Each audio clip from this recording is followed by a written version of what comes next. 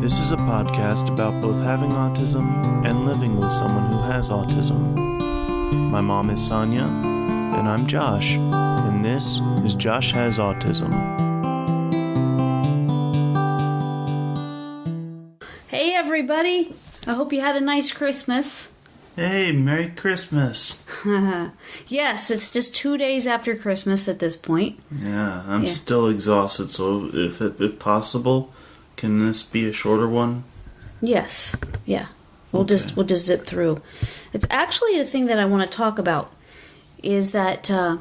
We'll just get right to it because since you're kind of fading already. And it's, not even 30 seconds in? Right. No, I'm saying you haven't really bounced back from Christmas yet. Yeah, that's true. Yeah. That's true.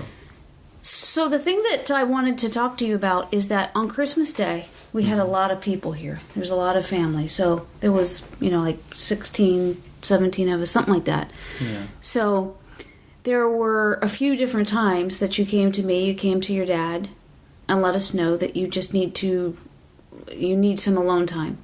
Yeah. Your dad said that you came to him one time and said that you're overwhelmed and you just need to remove yourself from everyone. Yeah. Yeah. And I want to know when that happens. Mm-hmm. What does that feel like? How do you, at this point in your life, how do you know that you're getting to a point that you really do just need to remove yourself for your own well-being?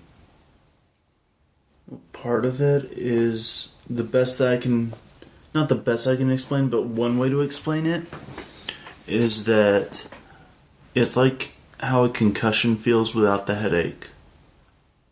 In that... Well, not everybody's had a concussion. Right, that's true. It's like I'm looking up towards the surface of the water when I'm underwater. Okay. Yeah. And it's not panicky or anything like that, but there's just this pressure that it just keeps building? Yeah. Mm-hmm. Does it feel the same for you whenever you're around in a crowd like that where there's interaction? Where I'm expected to interact? Sure. Yeah. So regardless of the people, whether it's family or not, it can happen. Yeah. Or does it always happen? For the most part, yes, it does happen. And whether it is with family or if I'm just out having fun with friends, it can still overwhelm me at times. Mm-hmm.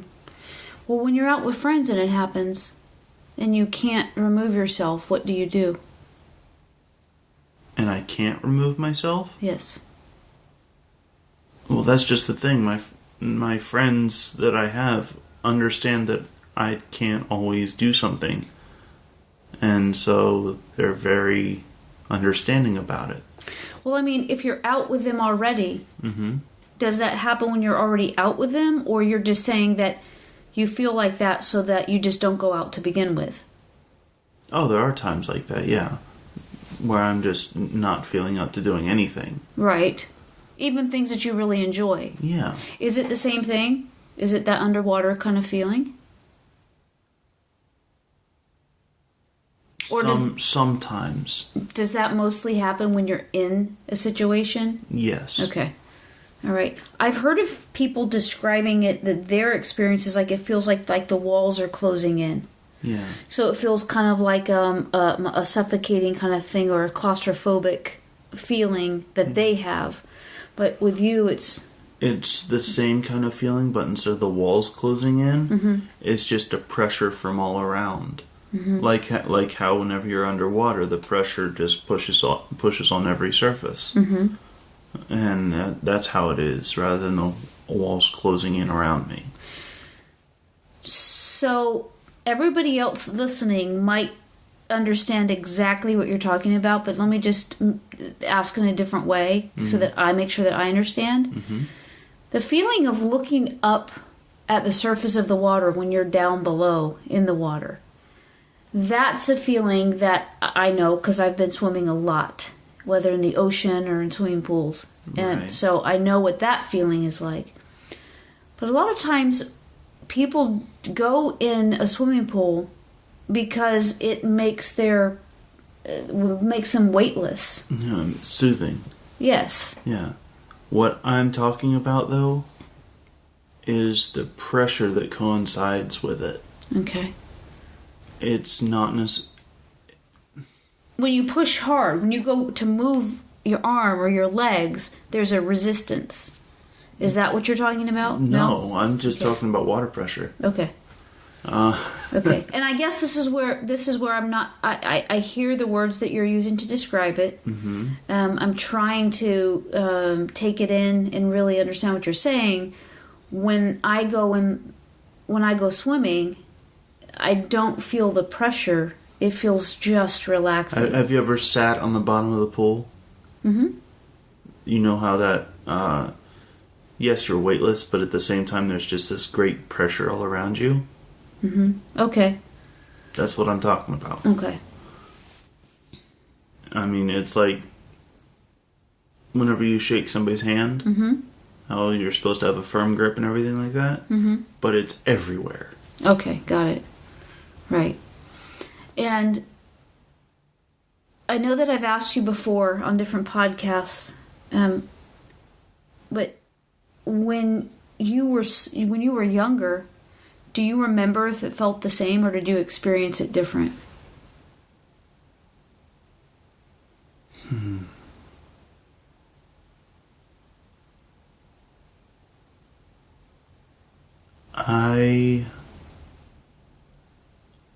I'm thinking.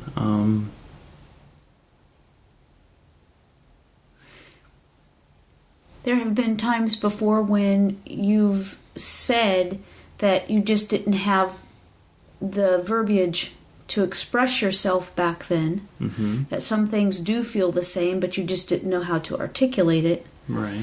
And then what I can see from you now is knowing that you have an out is huge, I think. Yeah. So the difference now versus when you were younger, you're able to recognize when this is about to happen, or when it's in progress. Yes. And then we understand that you need to remove yourself. And so that's something that's just kind of a really simple and effective system that we have here. And the thing that we ask of you is that you let us know. Yeah. And you did that on Christmas. Yeah. And I think I should bring this up, that if I'm not able to get away from the situation, it feels like I'm just being torn apart.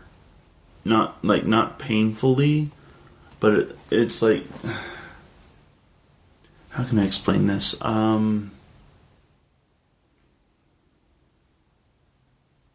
You know how, have you ever had it where there's two different things you really want to do and you have to, and you're being told, make a decision, make a decision, make a decision. Yeah. And well, I'm a Libra. I don't know what that means. It means I'm always going back and forth. Which one? Yes, all the time. It's like there's a name for that? Well, Dad says that because he's Mr. Astrology, he says that that works in with me anyway. That it's like I make a decision and then I say, well, yeah, but. And what about this one? And then, okay, but what about this other side? It's like, I'm always looking for balance. I'm always looking for the equality in everything. So when you're saying, do you want to do this? Yes, that sounds great. Do you want to do this? Yes, it sounds great. Yeah, but what about the first thing? Well, but then there's the second thing. But then, yes, that's my life. Yeah. So, you definitely need an out. But that kind of situation where you're being pulled in multiple directions and you don't know what to do. Mm-hmm. Right. And it makes me jittery. Mm-hmm. It makes me just stress out so badly. Do you know, that's why we did all the you had a lot of experiences growing up because of that. So we would take you and you were given a time frame to choose something that you wanted to buy, whether it was a candy or a small toy or something. We went there with a purpose of you having time to buy something, with you knowing that when that time is up, if you haven't chosen something, then we're going to go and you will have another opportunity to come back at a different time to choose it. But that was to just for you to experience, and I didn't come up with that by myself. That was something that the wraparound part of the wraparound services kind of suggested that and helped out. So they advocated giving me sugar. Sugar. yeah, right. Yeah, come to think about it, I paid for that. Yes, so that's something that you feel differently, and it's something that I just said that I have that kind of back and forth equality kind of concept always going on in my mind. I don't feel it like you do. I don't feel the urgency and the because sometimes it seems like you're feeling paramount to a trauma. When you're in the midst of this. Yeah. And if you're not able to leave, it just starts, getting kind of really you get out of sorts. Yeah. It's so miserable and uncomfortable. Yeah. And it gets to a point where you're not able to function. Yeah. It's like that itch that you can't do in public. It just seems to get worse. Get worse. Worse and worse. That's because it's hysterical. Yes. So when you were younger, we tried to provide that opportunity for you as well.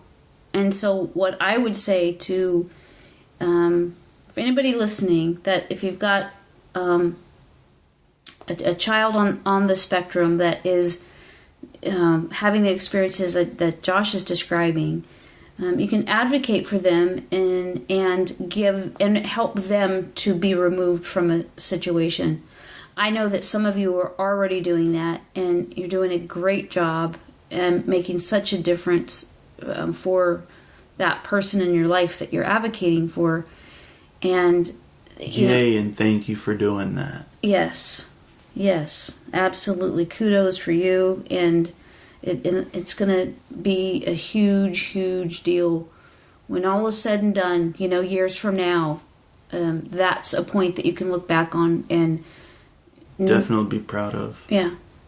And they're going to be better off for it because they're going to be able, like you, they're going to be able to see when it's coming and remove themselves. Yeah, and be able to articulate that, hey, this is happening. Yes. Yeah. But that's just commonplace now with every get-together that we have. And Christmas seems to be even more elevated because it's the excitement of,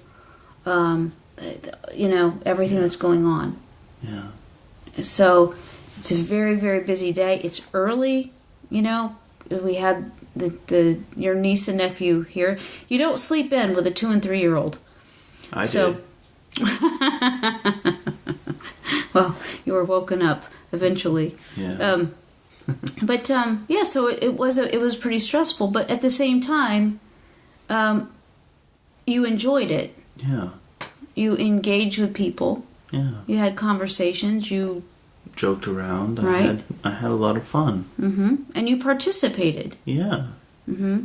And just when you felt that sensation that is uncomfortable for you, you remove yourself. Yeah. Yeah. And do you have anything else that you would recommend? Any way that anything that somebody might be able to look at to other people, let's say caregivers or parents, to recognize that a situation that might require that, or a behavior? One thing that I know I do is that whenever I'm starting to feel that way, I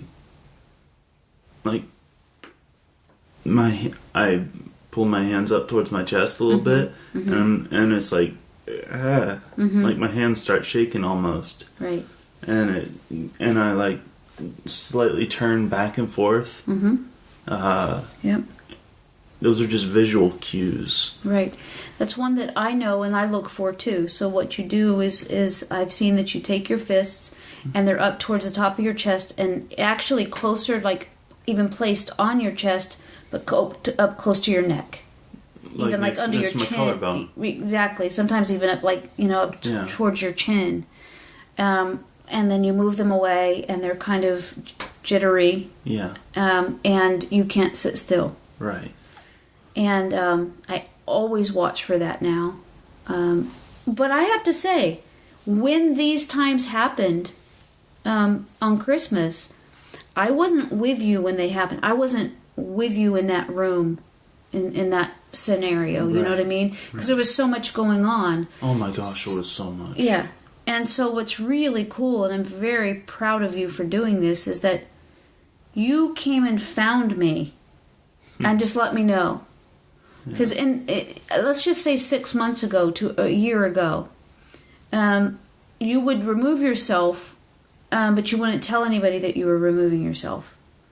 I still do that sometimes. But it's very helpful. This time you told us. Yeah. And it was very helpful to know that that's what was happening. So, that we knew where you were. Something else I don't know because we were so busy that day. Did you come out on your own or did somebody come and get you? Christmas morning? Christmas Day. So those few times that you had to remove yourself and you went to your room, did you come out on your own or did you come out because you were told that it's time to eat or what have you?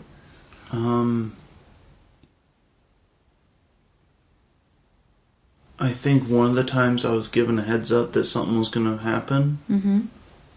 But I believe at least one, if not two of those times, I went back out on my own. Mm-hmm. I'm extremely impressed by that because that's something that's new for you as well. Because, not too long ago, when you removed yourself, it wouldn't occur to you to come back out. Right. Yeah, and so good for you. Mm-hmm. Good for you. And it seems like what's happening is more and more you're doing things that don't necessarily feel natural to you. You're understanding, the situation, families around, we're, all together and... Yeah. It's not just about me. It's also about how you guys are doing, and it's just a nice thing to be able to be with family. Mm-hmm. Right. And I understand that, and I agree with that. Mm-hmm. I don't always feel up to it. Sure. But I just, again, that's new. Mm. And I'm so in awe of you. I thought you were going to say relieved. in awe of you to be able to take that next big step. For people that are not autistic, that doesn't mean much. If there's something's going on, whatever. It's just what it is. You experience it. Everybody's tired at the end of the day. Yeah. I'm tired multiple times throughout the day whenever it's something like this. Right. But the fact that you came back out is just huge. That's just such progress in terms of you doing something that doesn't feel natural for you to do, but due to the environment and the occasion, you did something that didn't feel natural to you. Yeah. So that's really cool. So good job. Thanks. Yeah. I'm kind of I'm reaching the end of what I can do at this point. Okay. I appreciate you doing this with me today. Yesterday, you slept just about all day. Yeah. And I think that that's important for people to know.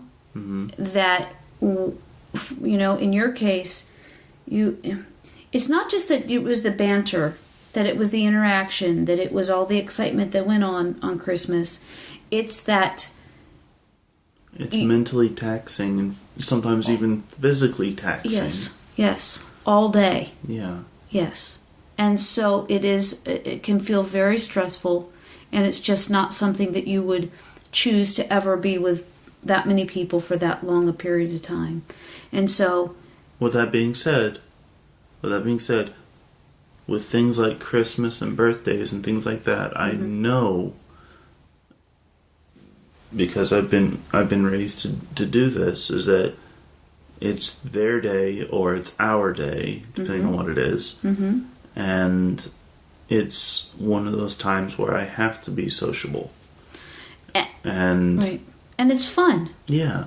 It's fun. So playing games and, everybody around the table playing the game with your dice, your pretty green dice. And Greed, I think it was Greed, called. Yes. It's a game called Greed. It's a lot of fun. It's a lot of fun. And, but I just want to make sure that that's something that's has like an exclamation point after it, so that somebody with autism has to put out so much more effort to be sociable than somebody that doesn't have autism. So those of us that don't have it don't realize maybe that how much is going on within the person that has autism.